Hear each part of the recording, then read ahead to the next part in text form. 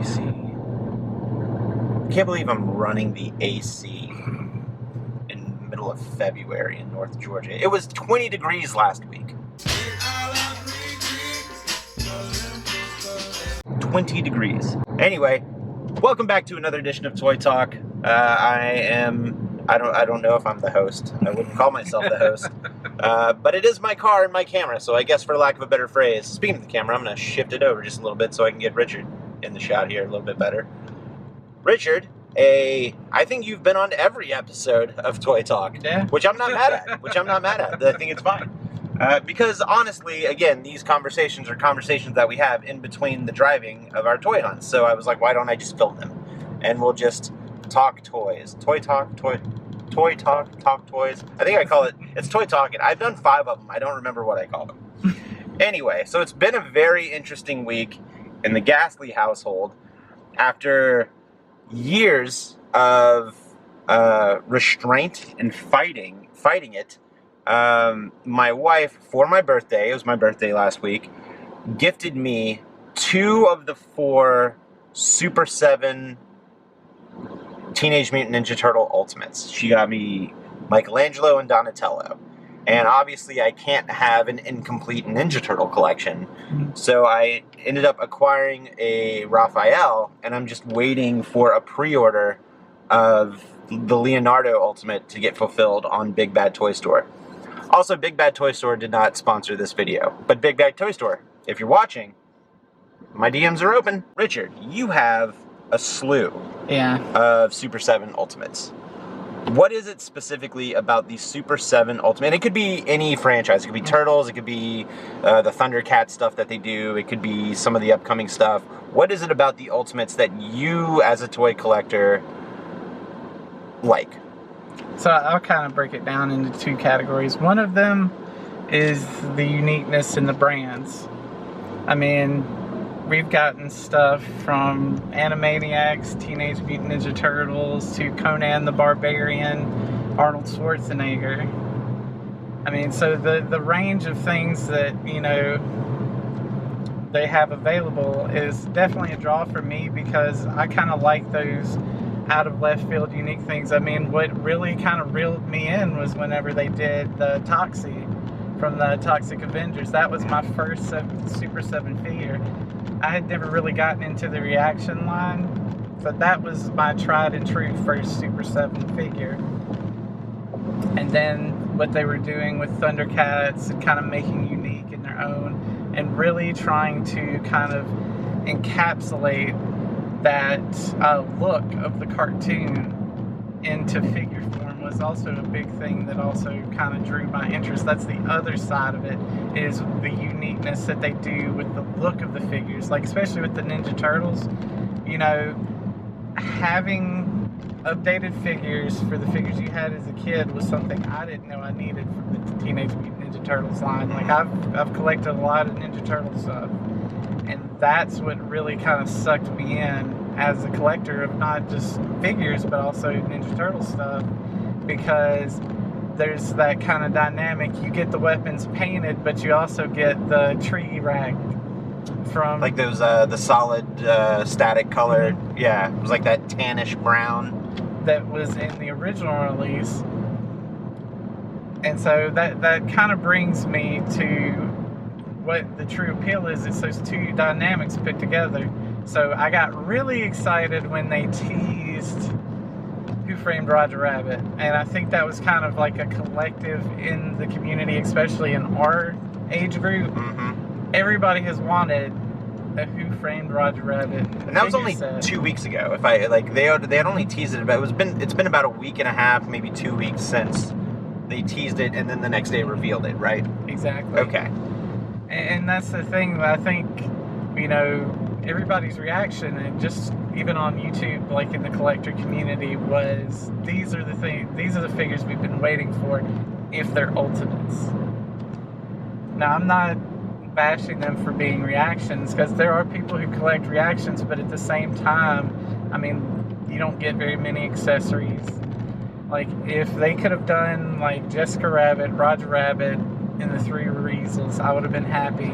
You know, I'm not sure how Bob Hodgkin's family feels about his likeness and figures, but I would throw money down so hard and fast for an Eddie Valiant Right. that it put a hole in my wallet.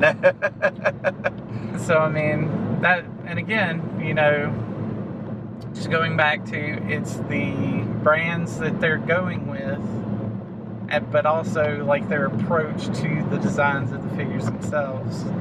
Right.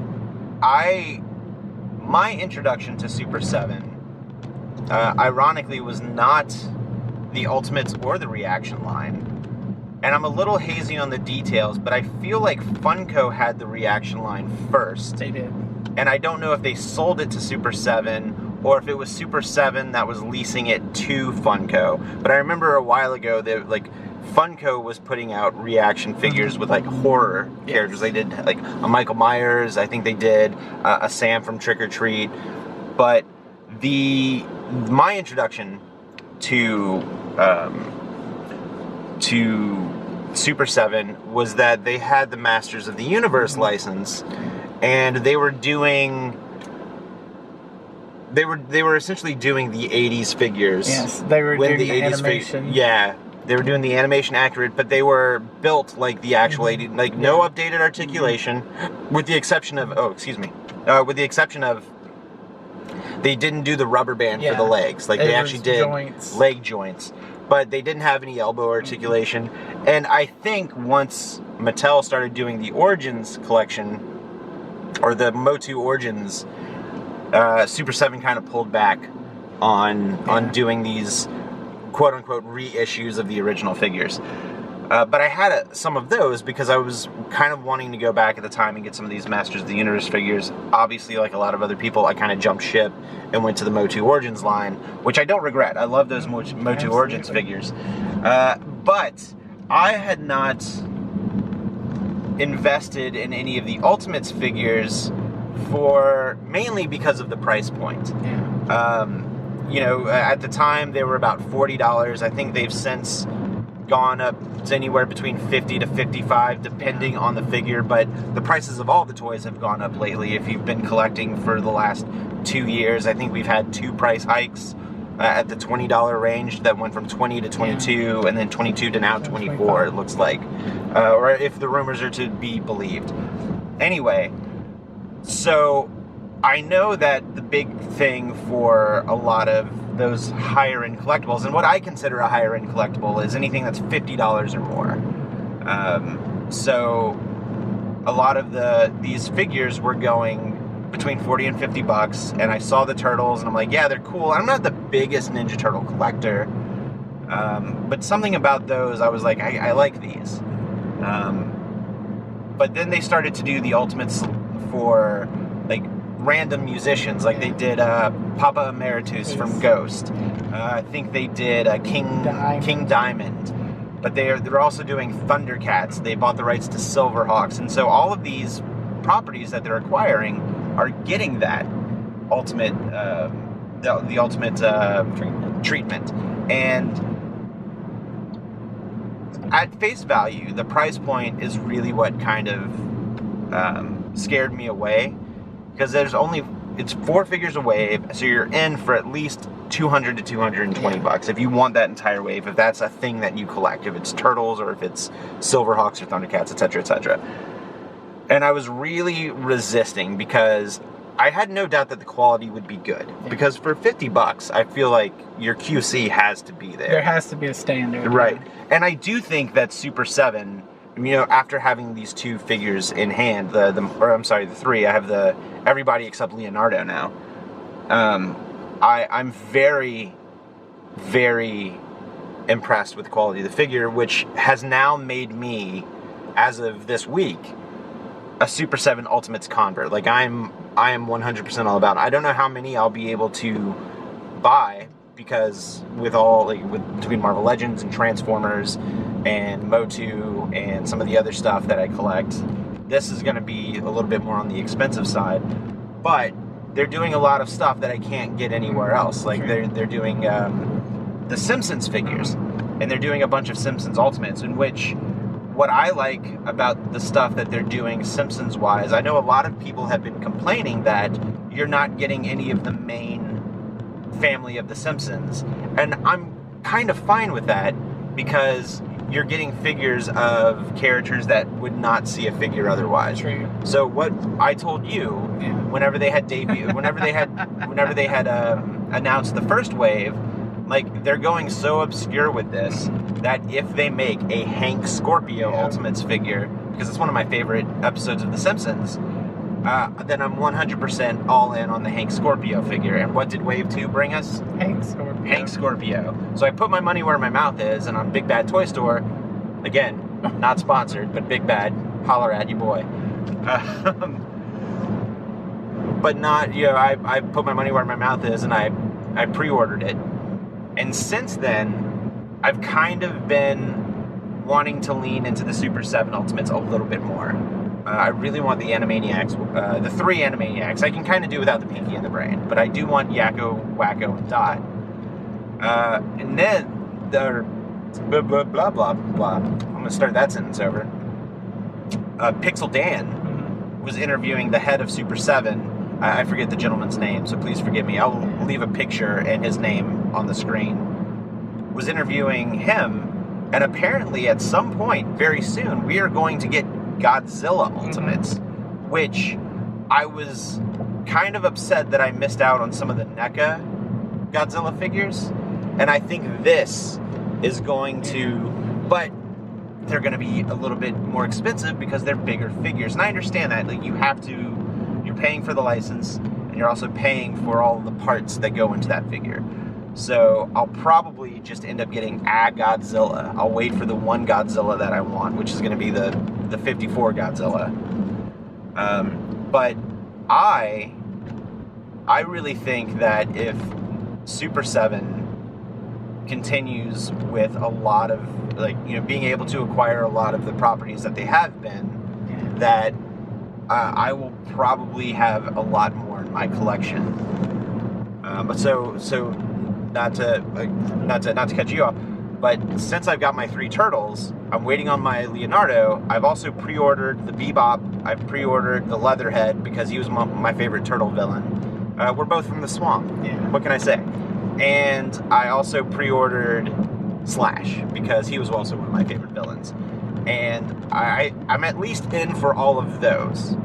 I don't know if any of the quirkier characters in the future waves will come out, but I'm in for that as well.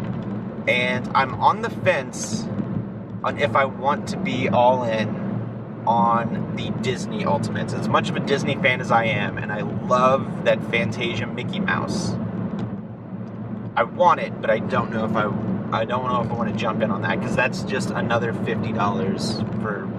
I have 2 jobs. I need 1 full-time job. Then I can pay for this stuff. Anyway, that's an aside. What were you about to say? I'm sorry. Well, I was going to make a point, kind of hopping in when you talk about the price point. But we're also looking at most figures in the line are 7 inches tall. Mm-hmm. And they also have a ton of accessories. Like, I've never bought a Super 7 figure and was like, is this it? Is this all I'm getting? That is 100% fair, because that Michelangelo figure comes with an open pizza box, some pizza slices. I think it comes with 4 sets of hands. Yeah.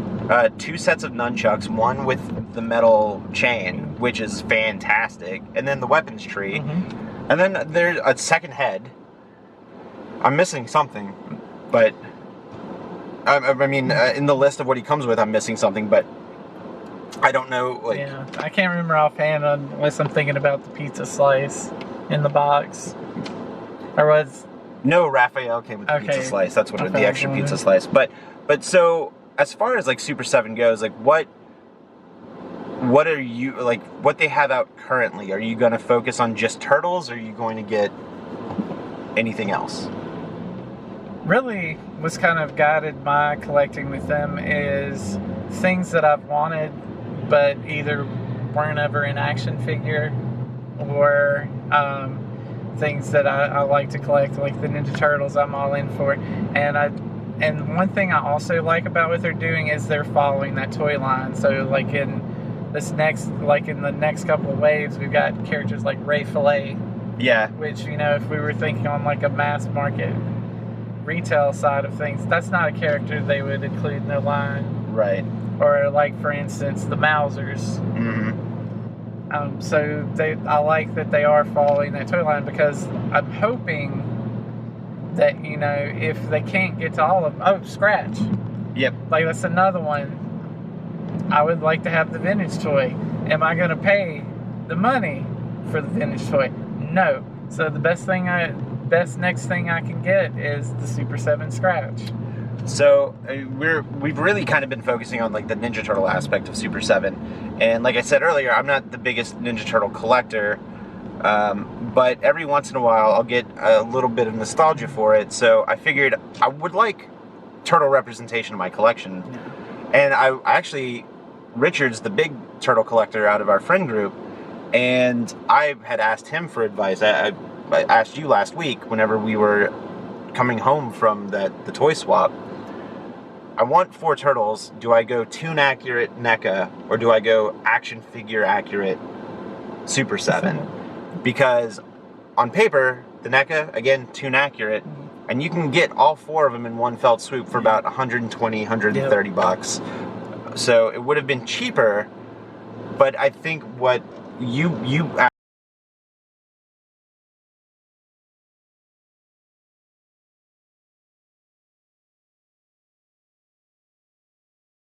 the camera shut off, and I can't remember where I was. They're a bunch of card art. So I was looking at a bunch of the card art and the box art, and what I really liked about it was just the fact that it looked very punk rock, because the Turtles created in 1983, so technically they're teenagers in 1983. They're part of the Gen X movement. Early, like, grunge was happening in the early 90s. Punk rock was still a big thing, and that box art just seems very punk rock to me. Because if you see the box art for the Party Wagon specifically, and it has the big sticker on the door, it says "Foot Stinks," and I'm like, that's just something that's very Gen X and very punk rock.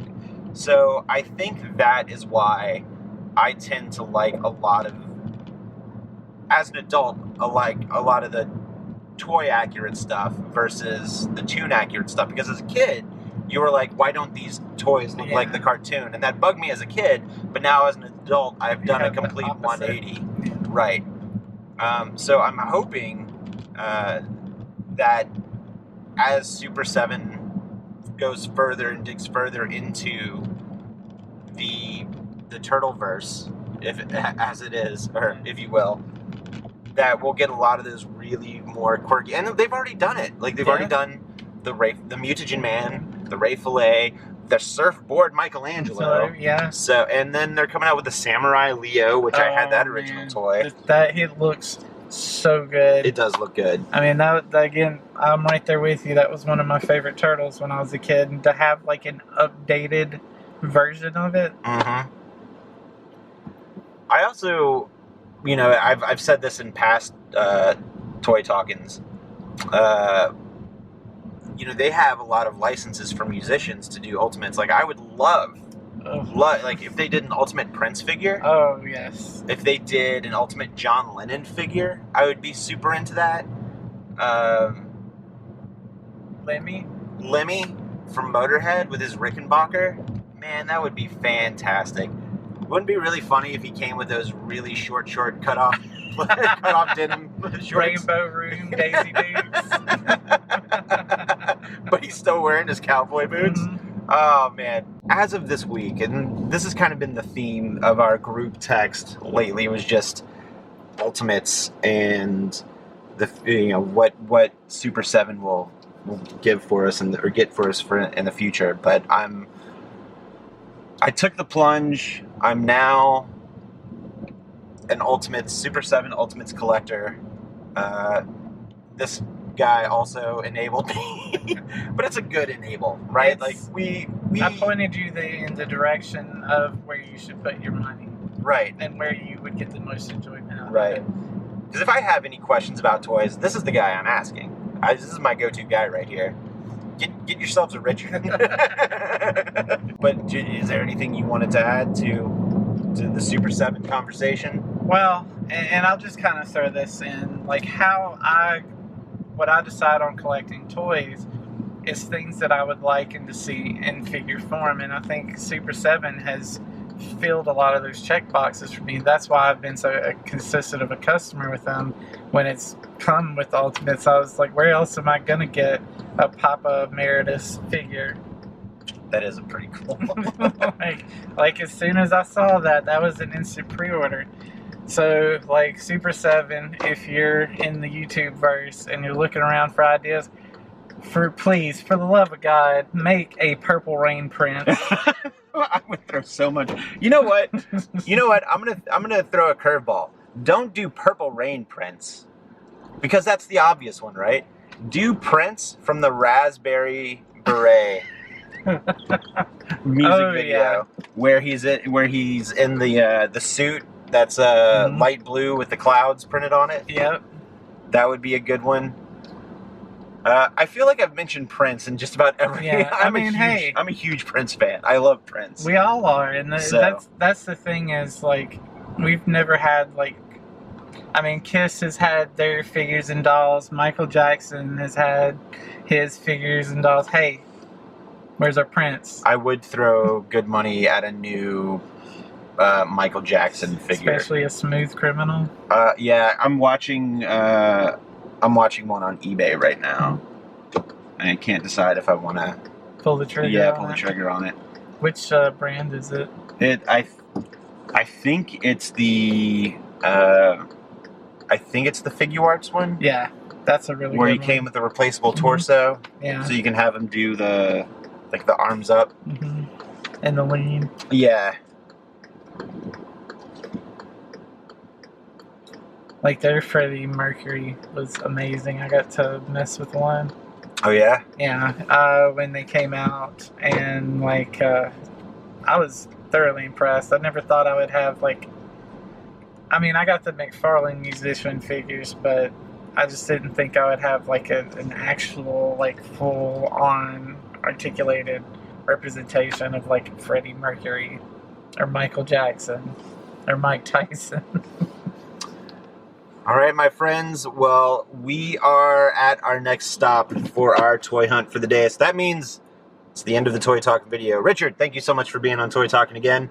It is definitely not your first, and it for sure won't be your last. As far as I'm concerned, you're the co-host of this show. So if there's a Toy Talkin without Richard, it'll be very few and far between, if that ever does happen. So, Richard, do you have an Instagram page? I don't. No? I probably should have one. an Instagram page, because I could shout out your social medias, and then like you can take pictures of your figures too. I got a name for it. There's something in the works. Okay. Well, you've heard it here first. Something in the works right here. Thank you so much for watching. I really appreciate that you watched this video. I say it at the end of every video. You could have watched any video on YouTube, but you chose your time to watch this one, and it really means the world to me, because my channel's not very big. And anybody who comes and spends their time watching the content I create, it really does mean the world to me. So thank you so much. So until next time, we'll see you real soon. Stay spooky.